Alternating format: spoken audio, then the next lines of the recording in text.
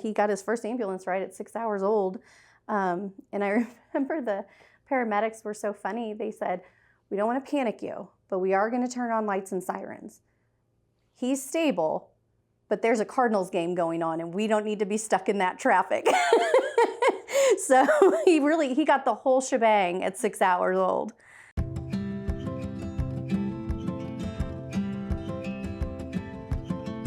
I'm Sarah and this is Michael, and he is 9 years old. He became a Cardinal Glennon kid at about 6 hours old, and he was transferred after he was born from Mercy St. Louis because he was born in complete kidney failure. When he first came home on dialysis, we were doing peritoneal, and he required, I think, initially 11 hours a night. And so I would get home from work, and it was like I had almost immediately had to put him on dialysis, and then he was on that. I very vividly remember talking with his nephrologist and breaking down and saying, "I wish I just had an extra hour when I got home to hold him." And she just said, "Well, let's do it. Let's take an hour back. If the labs show that it's working, then you just keep your extra hour. And if they're not, then we'll adjust it." But the openness to hear the mom piece of it is huge. During those first 4 months, I believe you had 3 major surgeries. I know, it was a lot. 3. It's a lot. You've had many more.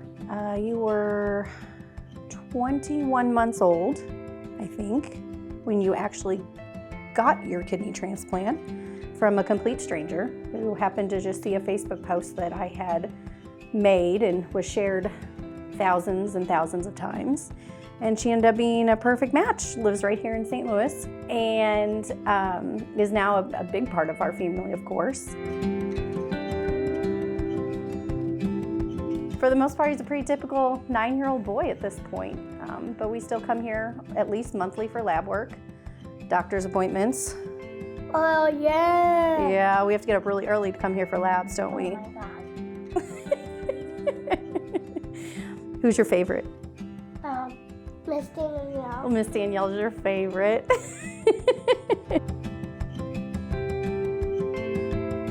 Cardinal Glenn's really just kind of been our second home since the beginning of his life. The nurses that we've had taking care of him have still remained in our lives and still ask how he's doing, and we see him in the halls. And you know, we've seen residents that took care of him in the NICU that are now attendings here that take care of him, which is always exciting to see. We did a couple years ago go through a bout of rejection, which was scary. So he spent another week in the hospital at that point. He had lots of visits from Child Life. We went down to some of the fun rooms, right?